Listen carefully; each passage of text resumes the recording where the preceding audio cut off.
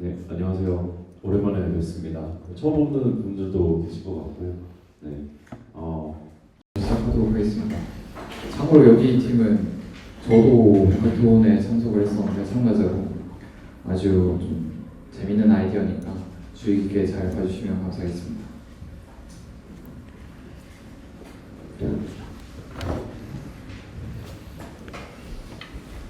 네, 안녕하세요. 저 아키톤 2조 발표 시작하겠습니다.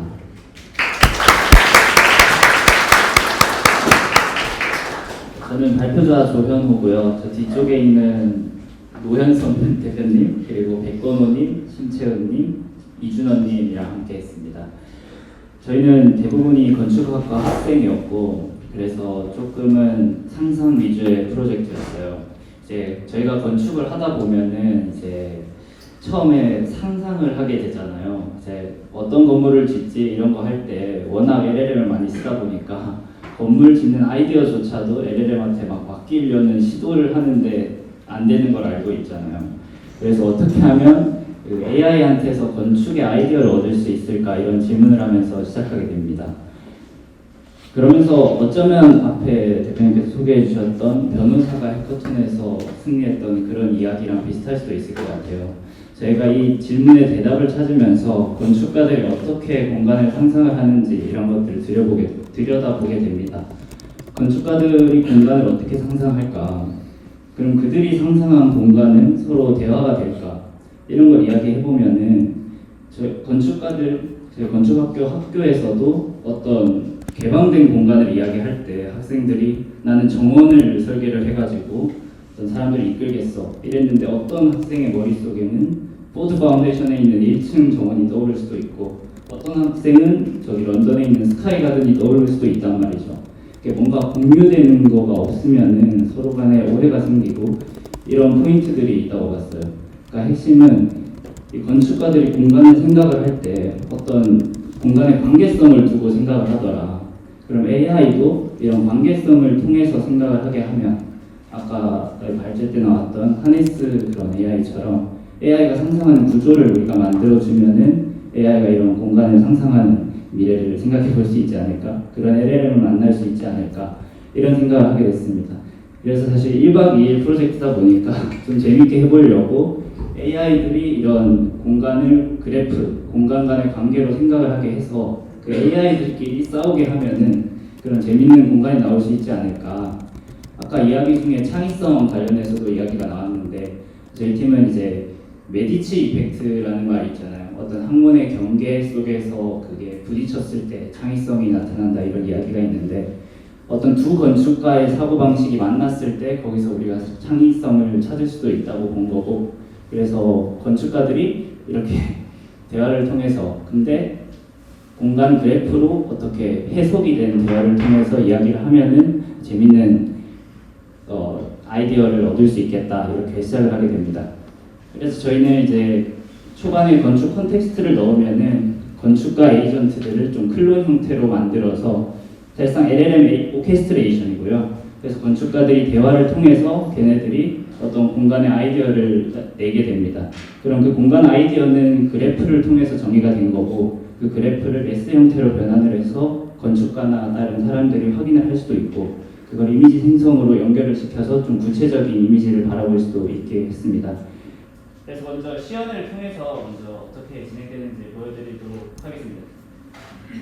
컨텍스트를 넣어야 되기 때문에 저희가 어떤 편의성을 위해서 사옥 디자인으로 먼저 했고요. 그래서 컨텍스트로 제일 처음에 대지의 면적이랑 용적률 그리고 건폐율 정도를 받게 됩니다. 그래서 필요한 경우에는 꼭 넣어야 되는 어떤 오피스 면적이나 이런 게 있으면 추가해 줄 수 있고 더 필요하면 디테일 같은 것도 넣어줄 수 있습니다. 그리고 건축가들을 우리가 고를 수 있는데 이번에는 안도 다다오랑 램플러스의 대결을 한번 보도록 하겠습니다.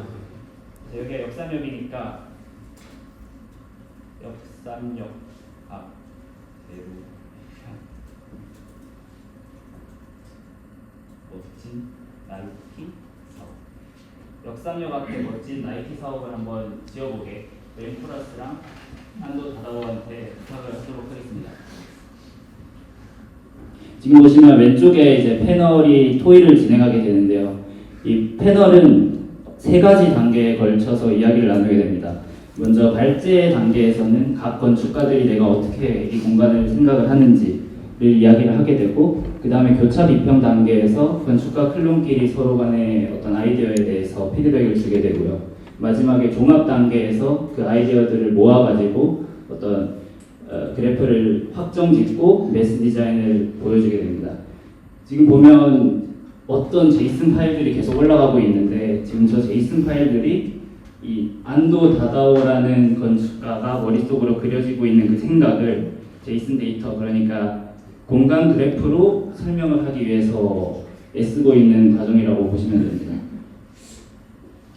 이제 빨리 나와야 되는데 이렇게 공간 그래프가 나오고 나면은 그 안도 다다오가 어떤 생각을 했는지 이렇게 요약본이 나오게 되고요. 사실 이게 시간이 좀 문제긴 했어요. 이게 진행되는 시간이 굉장히 길기 때문에 방법을 생각을 하긴 했습니다. 이거는 아키톤이 끝나고 나서 안에서 내부적으로 에이전트들을 병렬로 돌리면 이 시간 문제는 해결이 되는 부분이라고 저희는 알고 있고요. 일단 시연을 하는 데 있어서는 모든 단계를 보여주는 게 좀 좋다고 생각을 했고, 이렇게 발제 단계가 끝나고 나면 나중에 이제 점점 매스 디자인이 보이기 시작하는데, 사실 말을 어떤 건축가의 생각을 공간 그래프로 표현한다고 했지 그게 사실 쉬운 건 아니거든요. 공간 그래프는 어떤 공간 노드들로 설명을 할 거고, 그 공간 노드들은 또 어떻게 연결이 되게 우리가 판을 짜놓을 거냐. 사실 그게 조금 저희들의 챌린지였는데, 저희는 좀 두 가지로 봤던 것 같습니다. 하나는 그 공간의 형태를 표현하기 위해서 꼭 설명되어야 되는 것들, 그러니까 공간이 어떻게 붙어 있는지, 공간의 규모는 어떤지 이런 것들을 정의하는 란이 하나 있었고, 그 다음에 어떤 공간의 질감이나 이런 좀 기하학과는 좀 거리가 있는 그런 것들을 설명하는 란이 있었고, 또 그것들을 전반적으로 좀 상대적으로 설명을 하게 해가지고 건축가들이 난 좀 큰 공간이 좋아, 난 좀 부드러운 공간이 좋아 이런 거 이야기를 했을 때 그것들이 좀 섞여 나갈 수 있는 방향으로 해보려고 했습니다. 그래서 이제 발제 단계가 끝나면서 첫 번째로 건축가들이 생각했던 이미지들이 매스 모델로 표현이 되고, 그 이전에 공간 그래프로 표현이 된 걸 보실 수 있습니다. 그리고 이제 교차 비평 단계로 넘어갔고요. 아마 안도 다다오가 렘쿠라스를 깎아내리기 위해서 열심히 이야기를 하고 있는 단계라고 보면 될 것 같습니다. 그래서 여기 보시면 공간 그래프가 나오고요. 공간 그래프 각각은 어떤 데이터를 가지고 있는데, 보기가 힘드네요. 아까 말씀드렸듯이 이 공간의 규모 같은 것들을 조금 상대값으로 저희가 건축가들 이야기를 할 때도 작은 공간, 큰 공간 하듯이 여기서도 나는 작은 공간이라고 생각을 한다, 중요한 공간이라고 생각을 한다, 이런 식으로 좀 상대적인 그 설명이 들어오고, 마지막으로는 이 숫자로는 표현이 될 수 없는 내용들을 프롬프트로 담았습니다. 내러티브라는 표현을 저희는 썼는데, 이 데이터는 아까 포럼에서도, 여기 포럼에서도 잠깐 이야기가 나왔는데, AI를 다룸에 있어서 이런 텍스트 정리는 중요하다고 봤고, 이게 나중에 보여드릴 이미지 생성이랑도 연결이 됩니다. 각각의 매스가 어떤 의미인지를 내러티브로 다 담고 있기 때문에 이걸 나중에 이미지 생성으로 넘겼을 때도 이 데이터를 바탕으로 해서 좀 더 건축가들이 생각한 방식으로 이미지가 나오도록 저희는 상상을 했습니다. 이제 의견 수렴 단계에 있고요. 수렴 단계가 끝나면 전반적으로 보게 될 텐데, 수렴 단계를 보시면서 저희가 미리 진행했던 어떤 사례들을 감상을 하고 다시 돌아오도록 하겠습니다.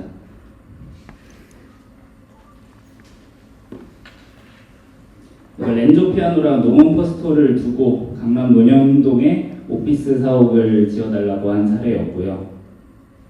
천천히 한번 보시면 좋을 것 같습니다. 이건 가우디와 르코르비제르한테 지어달라고 했는데, 네, 이렇게 나왔습니다. 여기가 조금 재밌는 건 알바 알토랑 루이스 칸한테 송파의 별마당 도서관을 지어달라고 한 결과가 이거고, 자하 하디드랑 가우디한테 지어달라고 한 결과는 이렇게 됩니다. 건축가로 누구를 선택했느냐에 따라 다른 디자인안이 나온다고 보시면 될 것 같습니다.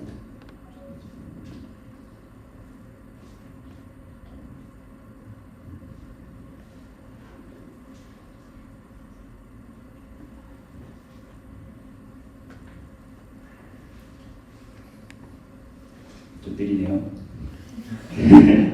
그 문제입니다. 이제 끝났는데요. 이미지 생성 정도만 마치고 발표를 마무리하도록 하겠습니다.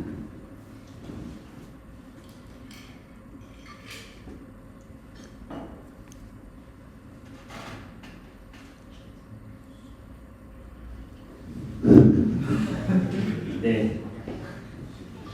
API 문제일까요?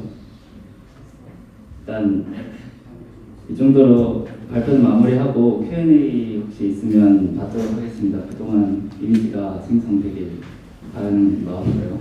네. 이거를 당시에 그 9박 2일로 하실 때 네. 이제 클로드 코드, 바이브 코딩으로 하신 건가요? 네, 이제 클로드 코드랑 코덱스 두 개를 사용을 했었습니다.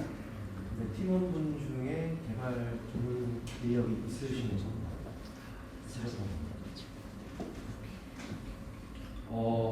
아니면 다 비개발자 팀이었나요? 참여자분 중에 제가 저 대표님을 좀 잘 몰라가지고 학생분들은 개발 경험이 없었고요. 네, 노현수 대표님께서 어떤 프레임워크를 많이 도와주시긴 했는데 다 바이브 코딩으로 진행을 했었습니다.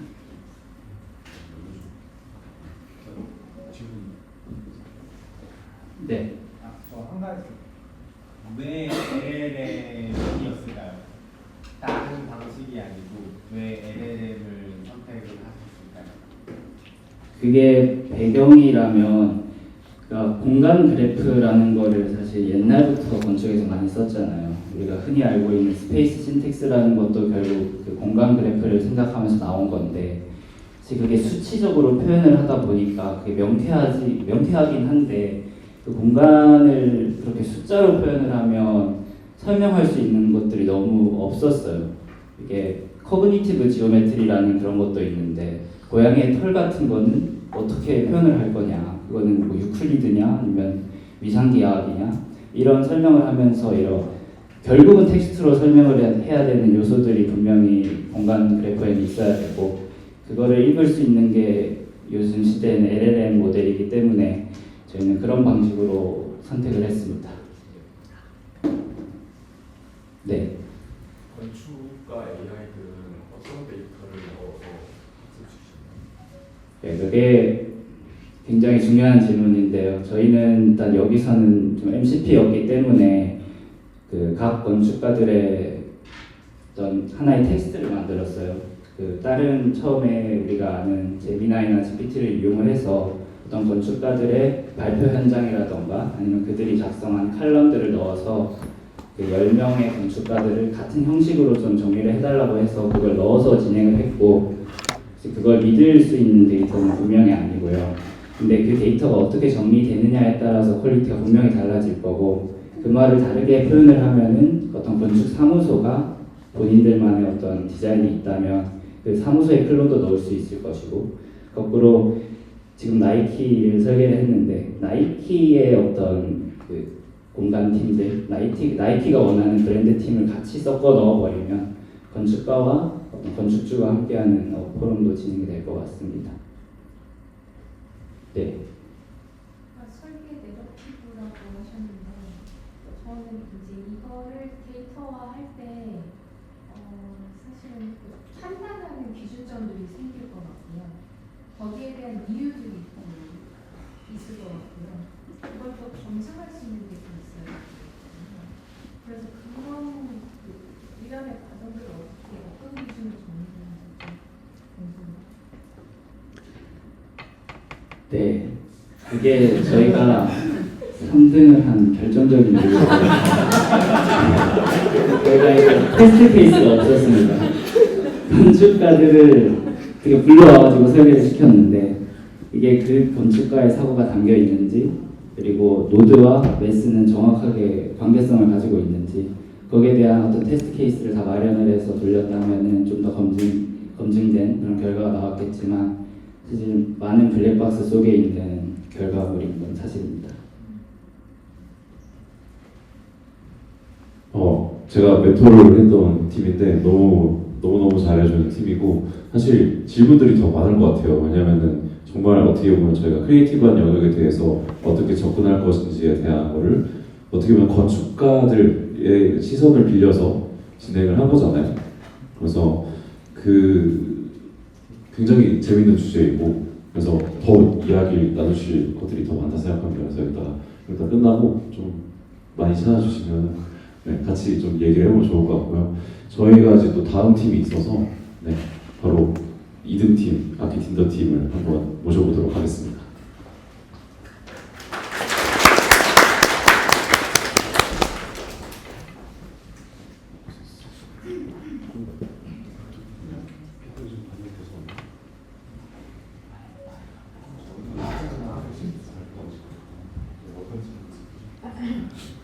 네, 안녕하세요. 키틴더 팀 발표 시작하도록 하겠습니다.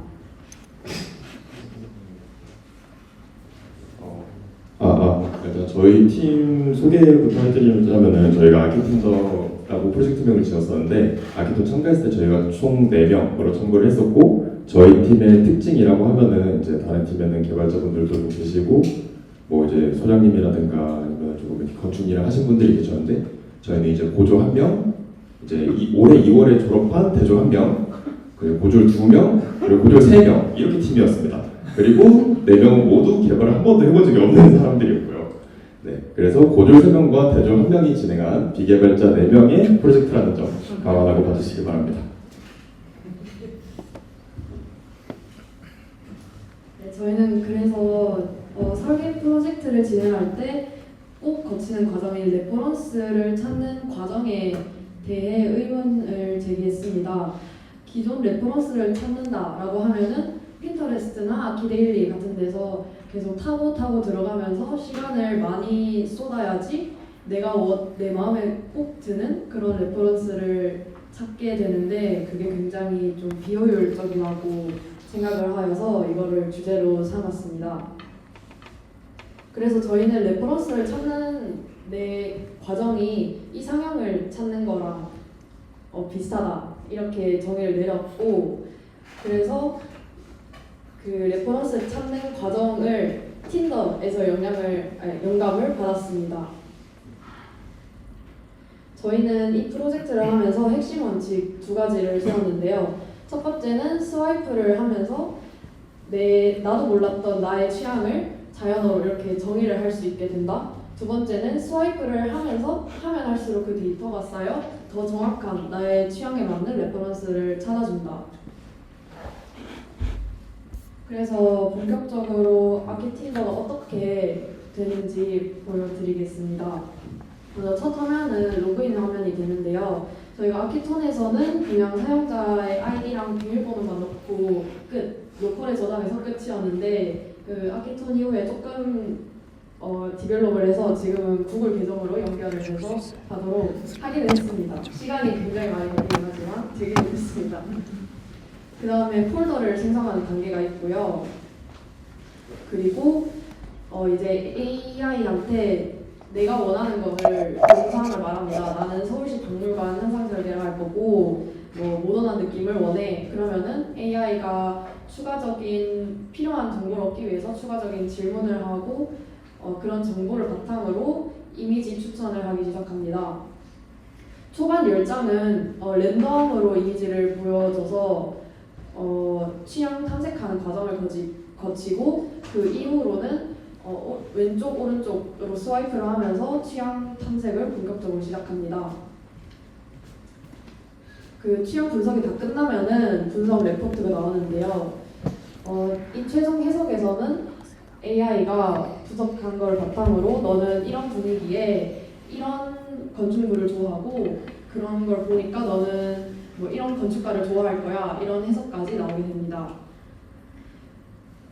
초반에는 그냥 설계 프로젝트를 하면서 하루라도 잠을 덜 셀 수 있었으면 좋겠다 이런 마음이었는데 하다 보니까 뻗어나갈 수 있는 방향이 굉장히 더 많았습니다. 나의 취향 레포트를 바탕으로 나와 결이 맞는 건축사 사무소를 추천받을 수도 있고, 혹은 내가 만든 이미지 보드를 바탕으로 나와 예술적 취향이 비슷한 사람들을 실제로 만나 연애를 할 수도 있고, 그리고 또 개인이 아니라 사무소 측에서 자신의 프로젝트를 올려서 홍보를 할 수도 있고, 그리고 이런 사용자의 호불호를 이 데이터를 원하는 기업들도 분명히 있을 거라고 생각을 했습니다.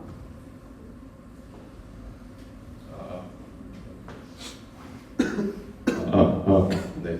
그래가지고 이제 사실 오늘까지 개발을 해가지고 저희도 다 이렇게 멋지게 웹에서 시연을 하고 싶었거든요. 근데 이슈가 좀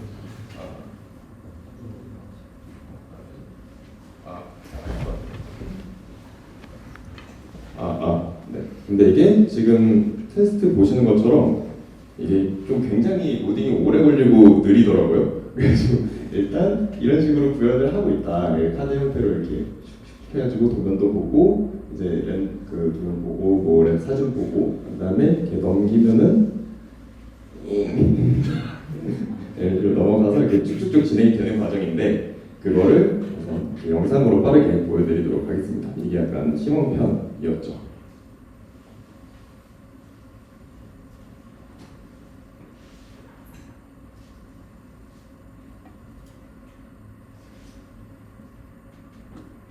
속도가 느리니까 2배속으로 하겠습니다.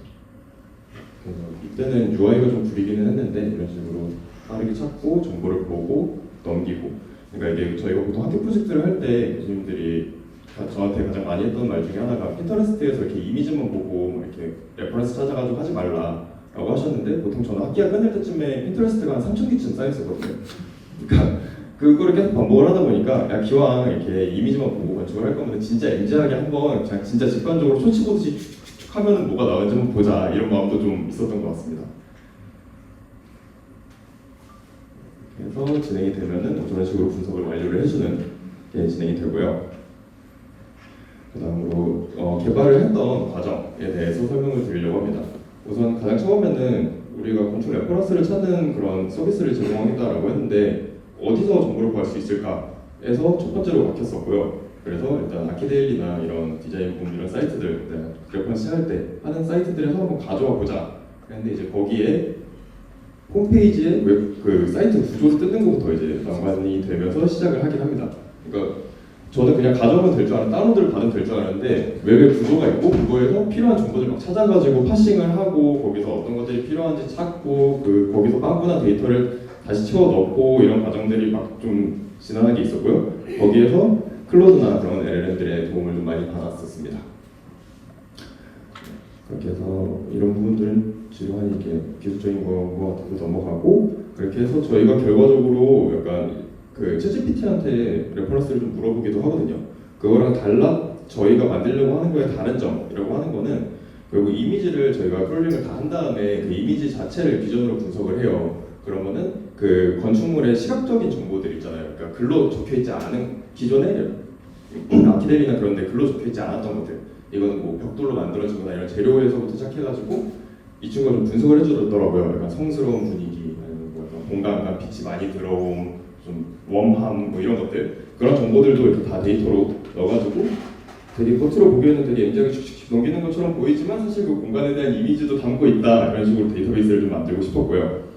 그리고 그 데이터베이스를 만든 걸 바탕으로 서칭을 하는 과정은 벡터DB라는 걸 활용을 했습니다. 이때 아키톤을 하면서 처음 알게 된 개념이었었는데, 보통 제이슨 형태처럼 저런 식으로 키 밸류로 데이터베이스가 구축이 되어 있는데, 저게 그러니까 실제로 3차원은 아니지만 뭐 n차원, 3,000차원 이런 식으로 되긴 하겠지만 공간상에 저런 식으로 좌표가 찍혀 있고 그 안에서 데이터들을 찾아가면서 점점점 저희가 찾는 쪽으로 가는 그런 데이터베이스를 구축을 했고, 그거를 최종적으로 이렇게 아까 사람이 스와이핑을 하는 과정을 통해서 서칭을 진행을 하게 되고, 그 서칭을 한 결과값을 맨 최종적으로는 제미나이를 통해서 뭐 너는 이런 건축물을 좋아하는구나, 약간 뭐 참신한 뭐 발명가 스타일의 이런 건축물을 좋아하는구나, 이런 식으로 리포트를 작성하는 것까지 진행을 했습니다.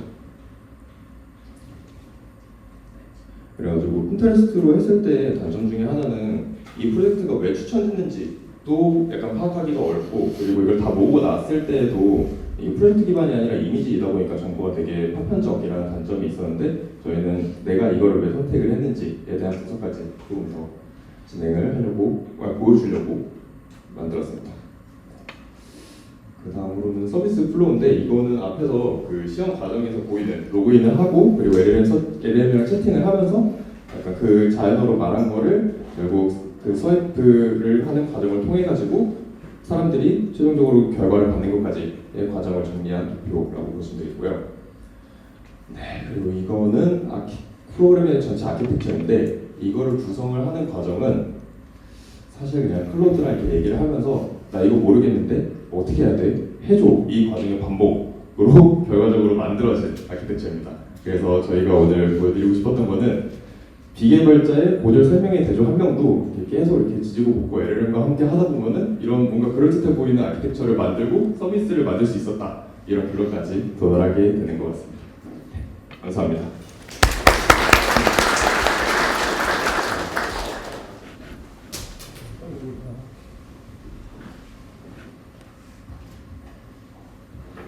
네. 질문 네네.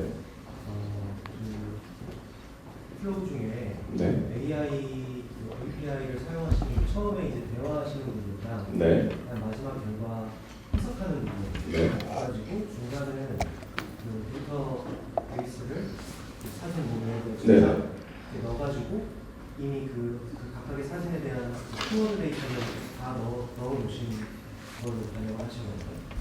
아니면 그 키워드도 그때그때 API를 불러가지고 분석을 하시는 건가요? 아, 그때 와가지고 분석을 하기에는 그게 연습 시간이 너무 오래 걸리더라고요. 그래가지고 했던 방법은 일단 크롤링을 해가지고 이미지랑 기본적으로 모을 수 있는 그 텍스트로 된 로 데이터를 다 모은 다음에 그거를 파싱을 하고 이미지를 비전으로 분석을 하고 해서 데이터베이스를 만드는 거를 LLM을 통해서 미리 구축을 해놨습니다. 그렇게 하고 그 만들어진 데이터베이스를 이후에 웹에서 이렇게 돌아가게 하는 식으로. 전체 사진이 몇 장 정도 보내주셨어요? 지금 이거 이후로 제가 이렇게 꾸준히 모으고 있는데 한 10만 장까지 모았는데 이제 컴퓨터 용량이 다 차가지고 잠깐 멈췄습니다. 그럼 말씀하신 대로 처음에 대화 영역이랑 결과를 해석하는 부분은 요즘에 API를 사용하시는 거죠? 네, 제미나이를 사용하고 있습니다. 네. 언제 런칭하나요? 제가 지금 회사 현상 마감 기간이어가지고 그거 마감이 끝나고 휴가를 조금 다녀온 다음에 좀 생각해보도록 하겠습니다. 네.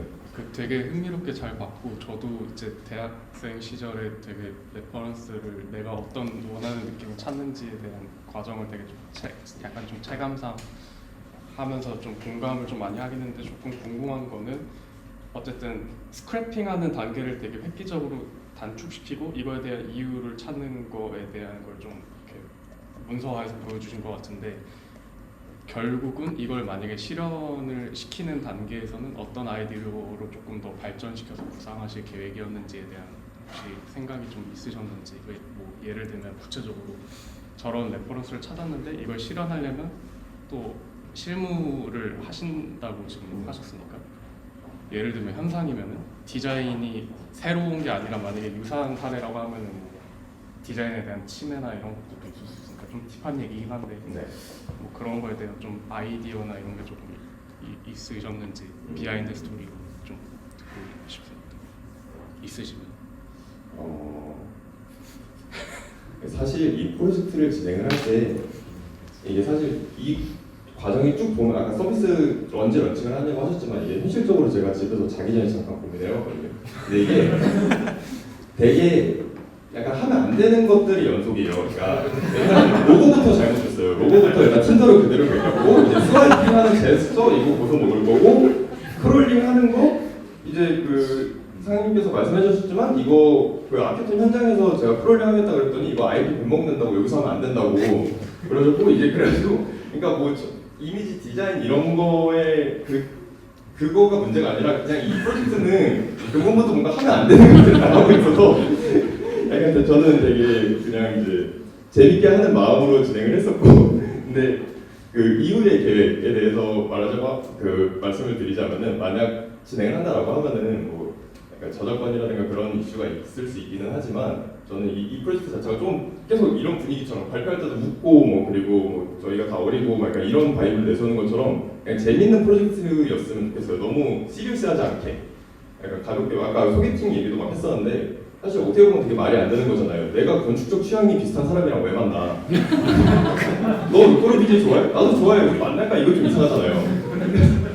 근데 그런 말도 안 되는 상상을 막 하면서 뭔가 그런 계속 재미난 기능들이 없을까 하다가 뭐 스와이핑 하다가 너 취향 약간 이런 취향이구나. 그러면은 우리나라 건축사 사무소 중에 이런 데 어때 하면서 뭐 추천을 해주면 어떨까? 이런 식으로 매칭을 해주면은 클라이언트랑 건축사 사무소랑 매칭이 될 수 있지 않을까?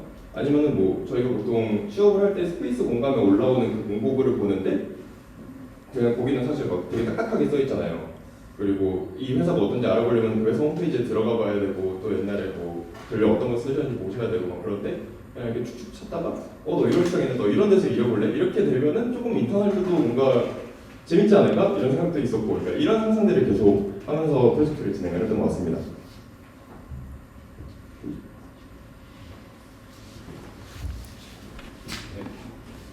그리고 저희 이제 1등 팀, 이제 무브메이트 팀이 발표를 하도록 하겠습니다. 박수로.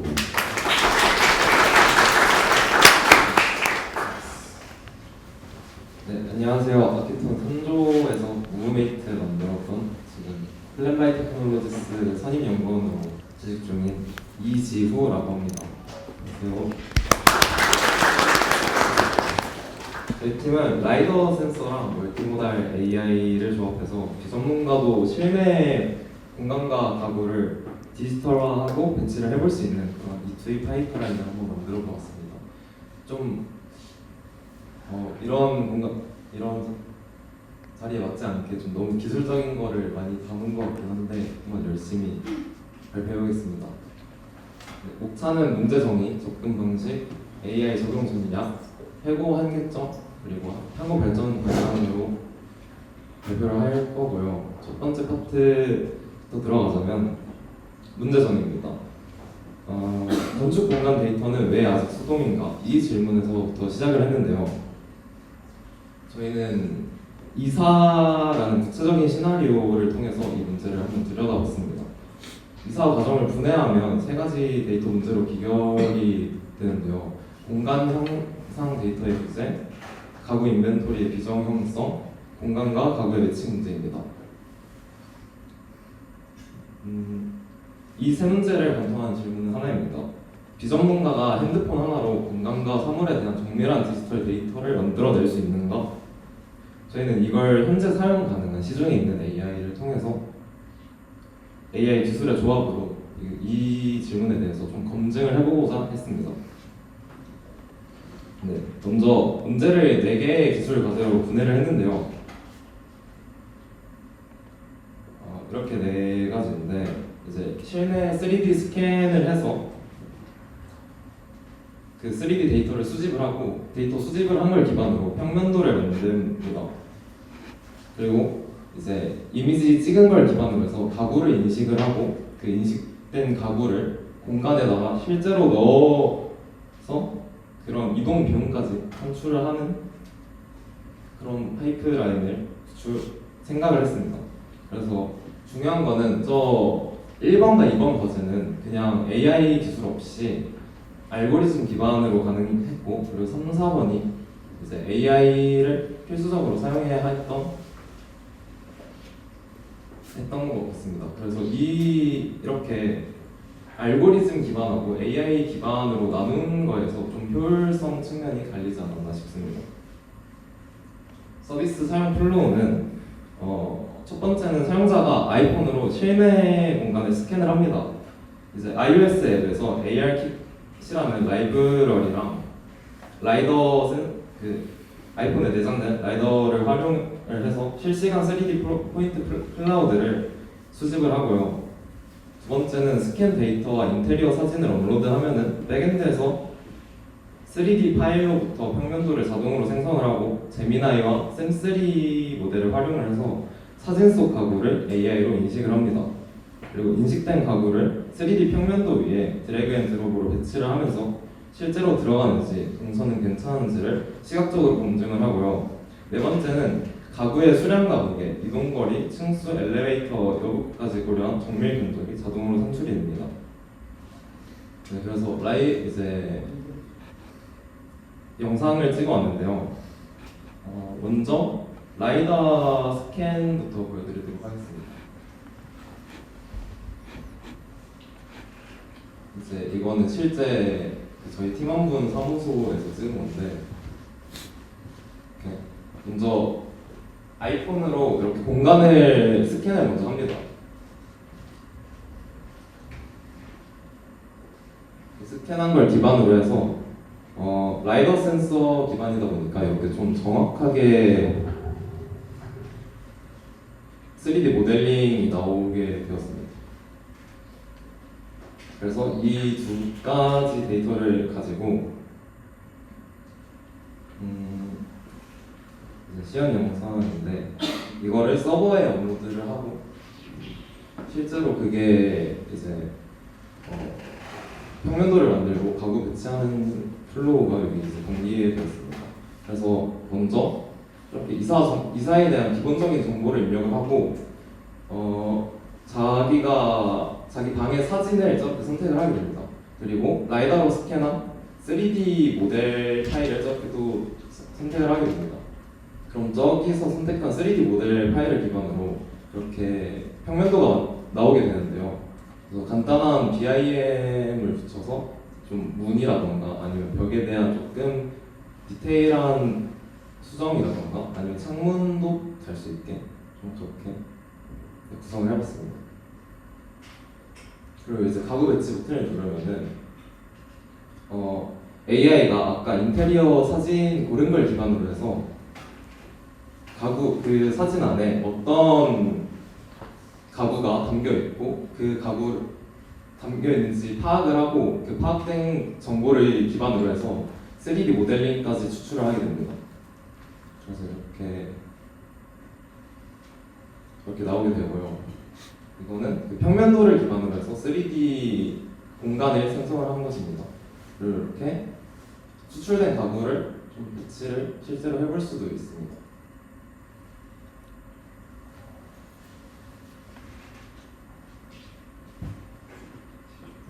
그 다음에 이제 2D로 해서 자동 배치를 하면은 제미나이 모델을 기반으로 해서 저렇게 평면도 위에 가구가 올라가게 되는데요. 이렇게 3D로 보면은 실제로 가구가 배치가 된 모습입니다.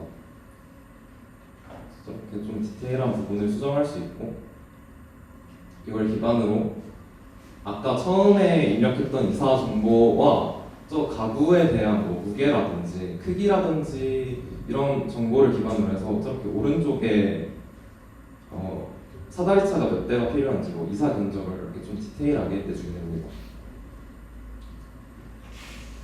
그리고 이렇게 배치한 가구들을 기반으로 해서 이렇게 렌더링까지 해주는 모습입니다. 네. 서비스 시연 영상은 여기까지고요.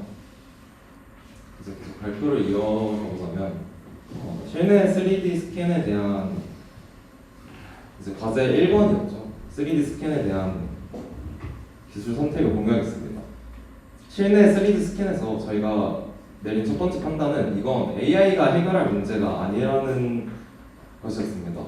아이폰 12 프로 이상에서부터 탑재된 라이다 센서는 되게 정확한 1cm, 2cm 정확도로 깊이 데이터를 제공하고 ARKit이라는 라이브러리에서 카메라 포스 트래킹하고 신 리컨스트럭션을 처리를 해줍니다.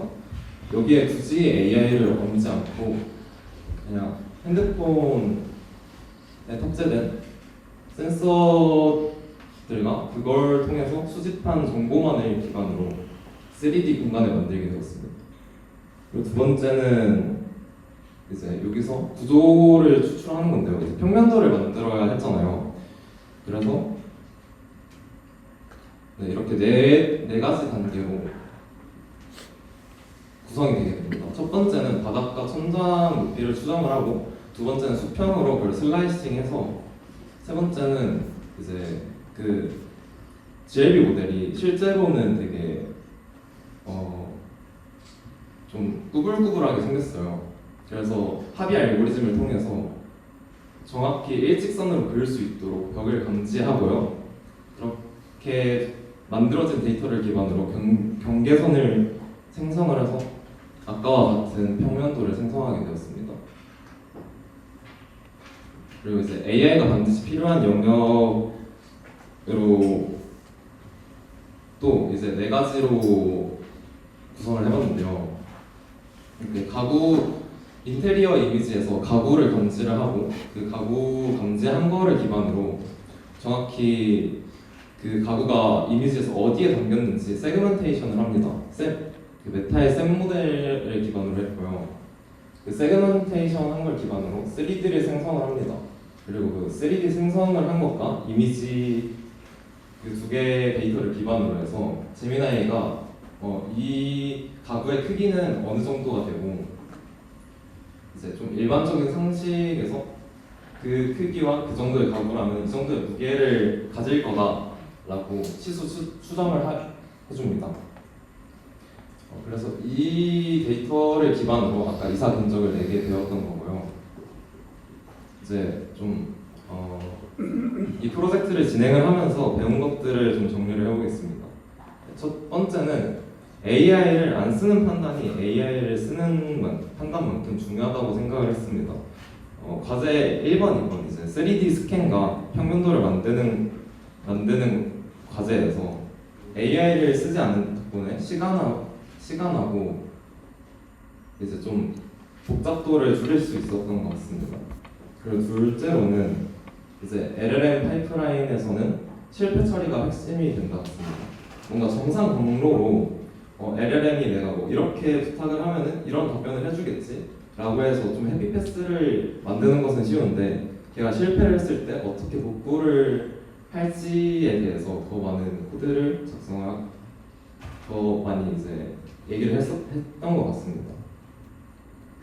그리고 단일 이미지 3D 생성은 아직 실시간 서비스에 부적합하다고 판단을 했습니다. 아까 3D 모델링 만든 거 있잖아요. 거기서 하나 만들 때마다 거의 1분에서 2분 가량 시간이 걸려서 뭔가 이 3D 만들어주는 것까지 실시간 서비스로 하기에는 좀 부적합하다고 생각을 했고, 그리고 라이더 기기에 제약이 있다고 판단했습니다. 이제 저 같은 경우 핸드폰이 갤럭시라서 라이더 센서가 없어서 팀원폰의 핸드폰으로 이걸 처리를 했는데 약간 고정밀 스캔은 라이더 센서가 달린 그런 핸드폰에서만 가능하다는 그런 제약이 있었습니다. 향후 발전 방향이 있는데 만약에 이거를 실제로 서비스를 하게 된다면은 가구 3D 라이브러리를 사전에 구축을 하고 단한 깊이 추정 모델 좀 지금 너무 긴장을 해서 까먹었는데 그런 오픈 소스 모델을 적용을 하면 될 것 같고, 그리고 이제 이런 실내 평면도가 뭔가 일직선만 있는 게 아니잖아요. 이렇게 동그란 공간도 있을 거고 그럴 텐데 그런 벽면까지 대응 확장을 하면 될 것 같습니다. 이사를 넘어서 건축 산업 전반으로까지 좀 이어질 수 있도록 그런 모델들을 채택을 해서 프로젝트를 해봤고, 각자 프로젝트를 하거나 해결하고 싶었던 과제에 좀 참고가 될 만한 부분이 있으셨으면 좋겠습니다. 긴 발표 들어주셔서 감사합니다.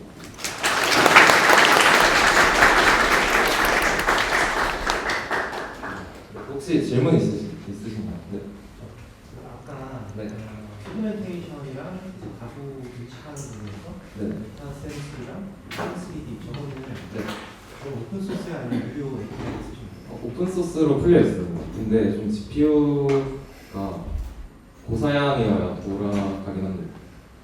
그러면 저거는 예를 들어 내가 뭐 어떤 PNG를 넣어주면은 여러 사진에 섞여 있는 걸 넣어주면 이렇게 분리를 해주는 그런 건가요? 네, 맞습니다. 이제 셈3 모델은 내가 만약에 의자라고 하면은 이미지에서 의자가 있는 부분만 이렇게 네모 박스로 처리를 해주고, 저 3D 생성하는 모델은 내가 의자라고 하면은 그 의자를 3D 모델로 생성을 해주는 그런 모델입니다. 뭐 측면, 이면 이렇게 여러 가지를 원하는 3D로 구성을 해주는. 이제 한 면만 있어도 그냥 알아서 추정을 해서 3D로 만들어주게 돼요. 그렇습니다.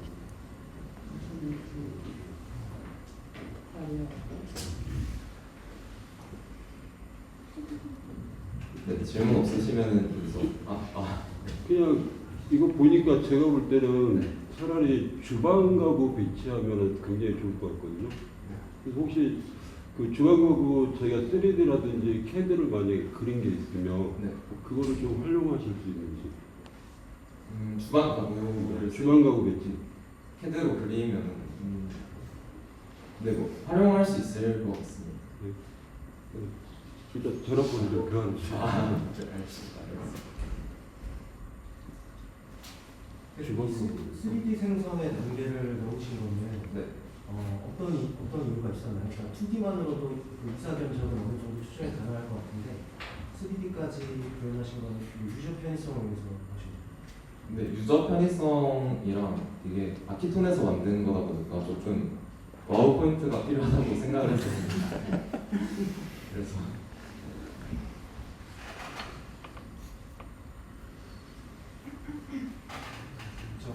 네. 그 레이더로 감지할 때 네. 결국에는 커튼 기표형이나 아니면 여러 가지 가구가 있는 그 뒷면을 인식을 못할 거 아니에요. 네. 그런 것들은 근데 벽으로서 추정하는 어떤 그 어떤 로직이 있으셨던 것 같아요. 네. 아까 잠깐 설명해 주셨던 것 같아요. 이제 포인트 이제 인식하지 못한 부분은 그냥 벽으로 쳐버리도록 처리를 했습니다. 기존에 따라가던 벽을 가정 계속 이어질 거라는 가정의 로직을 넣으신 거죠. 맞습니다.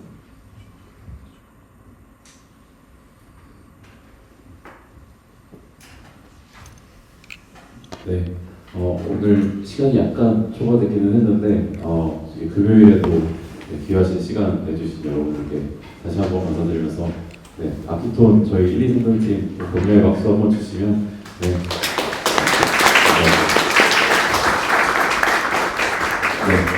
사실 오늘 제 네트워킹 세션이 따로 있었었는데 저희 발표가 길어져가지고 좀 그 시간 좀 가지지 못한 거 좀 사죄를 드리고요.